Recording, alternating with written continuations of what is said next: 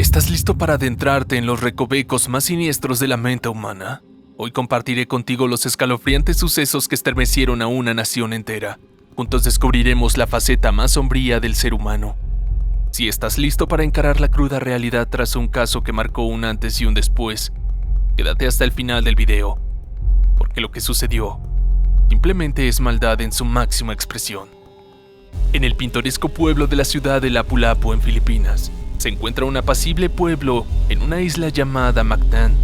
En este modesto santuario, que en el pasado fue el hogar de Christine Lee Silwan, una joven de 16 años, que se desencadenó en una tragedia inimaginable el 9 de marzo de 2019. En medio de este tranquilo escenario, Christine concertó un encuentro con un interés amoroso, ajena a la oscura sombra que cernía sobre ella. Sin embargo, la calma se quebró al día siguiente, cuando el cuerpo sin vida y horriblemente mutilado de Christine fue descubierto, víctima de un acto de violencia verdaderamente atroz. Este crimen atroz fue de tal magnitud que desencadenó una ola de indignación a nivel nacional. Christine Lee Silwan era una estudiante de la Maribago National High School, una joven como cualquier otra de su generación. Le apasionaba la música de la banda de K-pop BTS y disfrutaba viendo animes. Además, se dedicaba como voluntaria en su iglesia local, la Parroquia del Sagrado Corazón. Cada domingo Christine desempeñaba un rol de recolectora en la iglesia, saliendo de su hogar a las 4 de la tarde para cumplir con su deber y regresando después del servicio. Sin embargo, un fatídico domingo rompió esa rutina. El 9 de marzo de 2019, Christine no regresó a la casa a las 7 de la tarde, como solía hacerlo, lo cual generó preocupación de su madre Lourdes. Esta desviación inesperada de su rutina dejó a su familia angustiada y alarmada, ya que no encajaba con su comportamiento habitual. Pronto la familia alertó a la Policía Nacional de Filipinas, conocida como la PNP. La búsqueda de Christine comenzó. En medio de la oscuridad de la madrugada, su madre, Lourdes, emprendió una búsqueda desesperada de su hija desaparecida. Su primera parada fue la Parroquia del Sagrado Corazón, la última ubicación conocida donde había sido vista. Al revisar el libro de registro de la iglesia, Lourdes encontró la confirmación de que su hija había estado allí y había cumplido con sus deberes. La misa había transcurrido con normalidad y Christine había completado su tarea como recolectora. Sin embargo, lo que siguió en la conversación con otros feligreses que la habían visto fue impactante. Testigos relataron haber visto a Christine en compañía de hombres desconocidos, profundizando aún más el misterio que rodea su desaparición. Esa misma mañana, un descubrimiento escalofriante sacudió a la comunidad. Se encontró el cuerpo parcialmente mutilado de una joven que yacía allí, desnuda de cintura para abajo, con los pantalones bajados. Su rostro estaba horriblemente desfigurado, exponiendo su cráneo.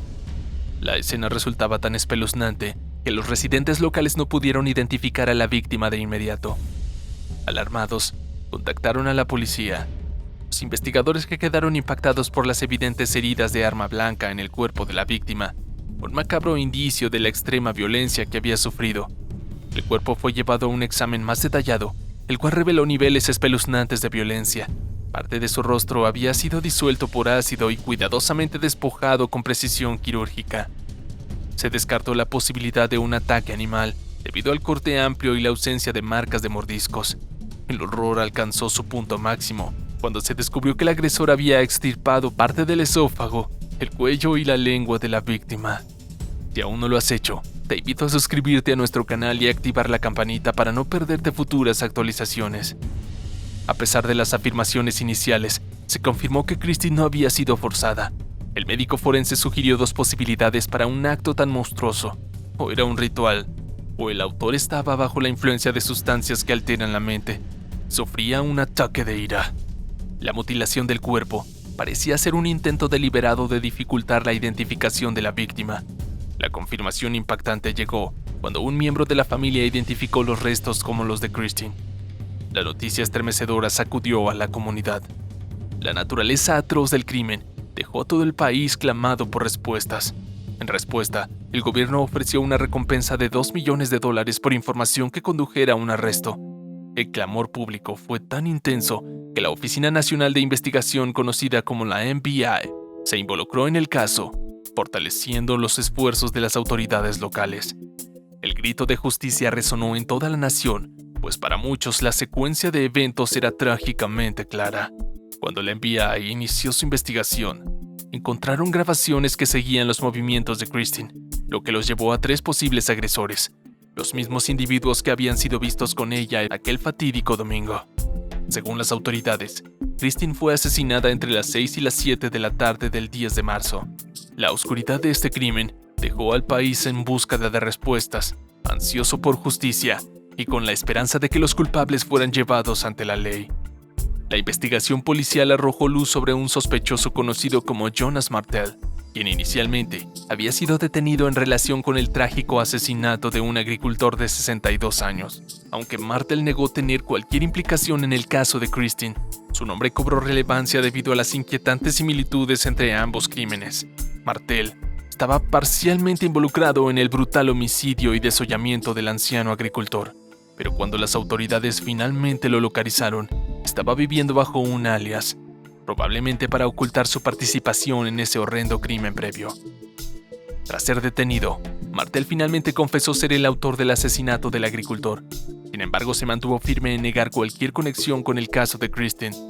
Alegó tener una coartada con horarios contradictorios, que sorprendentemente resultó ser precisa. Su versión fue posteriormente verificada por su jefe, quien confirmó que Martel estaba trabajando en una obra de construcción el día que Christine fue trágicamente asesinada. El caso dio un giro controversial cuando apareció un segundo sospechoso, un adolescente llamado John, que supuestamente había sido identificado en imágenes de vigilancia. El FBI declaró que John había confesado cometer el horrendo crimen. Impulsado por intensos celos, incluso admitió tener cómplices. Las grabaciones mostraban a Christine con un hombre y en una imagen muy particular se les ve discutiendo acaloradamente. El FBI confirmó que, según los análisis, el hombre en esa imagen era John, el exnovio de Christine. Tras una orden de registro, las autoridades revisaron los intercambios de mensajes entre John y Christine, revelando planes para reunirse después de la misa de ese domingo fatídico. Todo apuntaba a John como principal sospechoso. Sin embargo, el caso distaba de estar resuelto. La familia de John contrató al abogado Vincent Israel. Esto llevó a someter a John a una evaluación psicológica. Según el buró, esto demostró que John era consciente de sus actos al momento de asesinar a Christine. Pero la familia de John no se rindió e intensificó los esfuerzos legales. El FBI alega que John había utilizado un perfil de Facebook falso para atraer a Christine a reunirse con él esa noche. Además, afirman que John confesó haber desechado el arma del crimen, un conjunto de cuchillos. A pesar de las pruebas en aumento, el caso estaba lejos de ser claro para la corte. La familia de John contrató los servicios del abogado Vincent Israel. Este giro en la historia llevó a John a someterse a una evaluación psicológica, que según el FBI, demostró que era consciente de sus acciones en el momento del asesinato de Christine. Respuesta: la familia de John buscó la representación legal de Vincent Israel. El 21 de marzo se convirtió en un día memorable, caracterizado por una intensa tensión, una profunda incertidumbre. Ese día crucial, Vincent, el abogado de John, dio un paso valiente al presentar una moción de las 11:41 de la mañana. En su argumentación, desafió enérgicamente la base legal de la detención realizada por el FBI, llegando incluso a insinuar la posibilidad de que esta agencia hubiera fabricado pruebas incriminatorias. Con una valentía admirable, se atrevió a retar a las autoridades a presentar pruebas irrefutables de que la persona capturada en las imágenes de las cámaras de seguridad junto a Christine era sin lugar a dudas su cliente John. En medio de este intenso enfrentamiento legal, la oficina del fiscal manifestó su descontento ante la gestión del caso por parte del NBA, emitiendo críticas contundentes sobre la detención de John, que se había llevado a cabo sin contar con pruebas sustanciales que respaldaran su culpabilidad. Este cuestionamiento arrojó sombras de dudas sobre la integridad del proceso legal y generó un debate ardiente sobre la justicia y la equidad en el caso. La liberación de John fue un alivio para su familia, pero para la familia de Christine, el dolor de la pérdida era inmenso. 4 días después de despedir a Christine en un triste funeral, se produjo un giro impactante. El presidente de Filipinas solicitó nuevamente la detención de John. Esta vez se llevó a cabo una segunda autopsia en el cuerpo de Christine, realizada por un médico forense, contratado directamente por la fiscalía. Los resultados de esta nueva autopsia confirmaron la sospecha de que la joven había sido forzada, un contraste sorprendente con las conclusiones de la autopsia anterior. Además, Se verificó que la víctima había sido estrangulada con una cuerda. El médico forense llegó a la inquietante conclusión de que podrían haber intervenido 2 personas en este horrendo crimen, arrojando nuevas sombras sobre el caso y agudizando aún más el contraste entre ambos informes. Un mes después de la detención de John, un acontecimiento inesperado sacudió el caso. Renato Yáñez, un hombre de 43 años, fue arrestado por un cargo no relacionado con el caso de Kristen. Sin embargo, mientras se encontraba bajo custodia policial, dejó a todos estupefactos con una confesión que cambiaría el curso de los acontecimientos. Yáñez admitió que la culpa lo había atormentado para confesar. Afirmó ser el autor material del crimen y reveló que su motivación había sido su destructiva adicción a las drogas. Este acusado, Yáñez, un hombre que era padre de 5 hijos y vivía con su pareja, compartió detalles sorprendentes sobre cómo había conocido a Kristen. Todo comenzó a través de un perfil falso de Facebook que él había creado bajo el nombre de CJ Díaz, con un seudónimo que usaba para ocultar su identidad. A través de este perfil ficticio, CJ y Kristen entablaron una relación que se desarrolló durante varios meses en línea.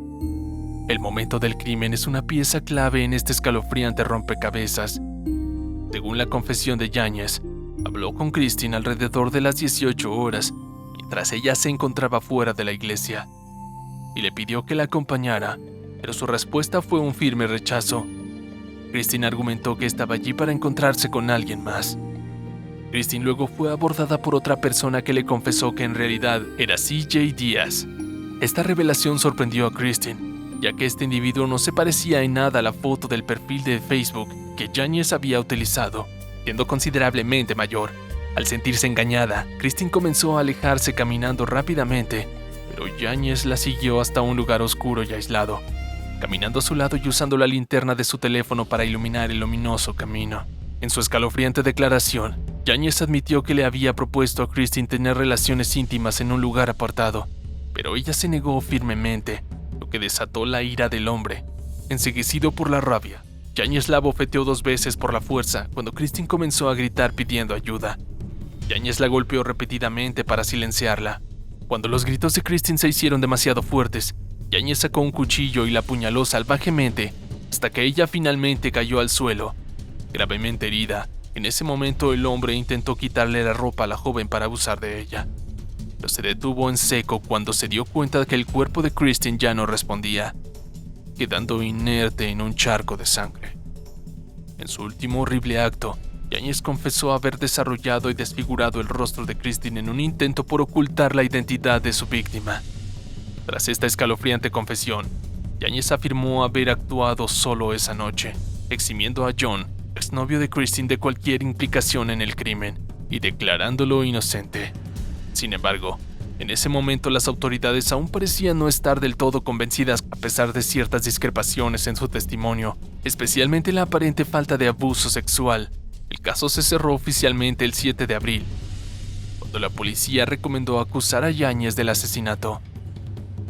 Pero un nuevo e inesperado giro ocurrió el 25 de mayo de 2020, cuando Yáñez apareció muerto en su celda. Los reportes iniciales indicaban que se había quitado la vida, generando especulaciones. Algunos incluso sugirieron que Yáñez podría haber sido asesinado por otros reclusos, ya que compartía la prisión con el tío de Kristen, quien también cumplía condena allí. La enigmática muerte de Yáñez cerró el caso legalmente, pero dejó a la familia de Kristen con una profunda sensación de injusticia e incógnita sin resolver sobre lo que realmente sucedió ese día. Lourdes, la madre de Kristen, se negó a firmar una declaración jurada a menos que también se acusara a John, el exnovio de su hija. Ya no podía aceptar las condiciones porque la policía no tenía pruebas sólidas contra John, y estaba convencida de eso. El dolor que la madre de Kristen y su familia deben estar sintiendo es difícil de comprender para todos nosotros. El macabro crimen contra Kristen dejó tras de sí un rastro de dolor e incertidumbre. Aunque el caso fue cerrado legalmente, muchos se preguntan si la justicia fue verdaderamente servida. ¿Estará el verdadero culpable de la muerte de Kristen aún libre, acechando en las sombras? ¿O acaso Renato Yáñez actuó solo aquella noche fatídica? Quizás nunca lleguemos a conocer la verdad absoluta, pero lo que sí sabemos es que el mal puede esconderse en los rincones más insospechados Déjanos saber tu opinión en los comentarios sobre este impactante caso. Si te interesa estar al tanto de más casos reales escalofriantes, no olvides suscribirte y activar la campanita de notificaciones.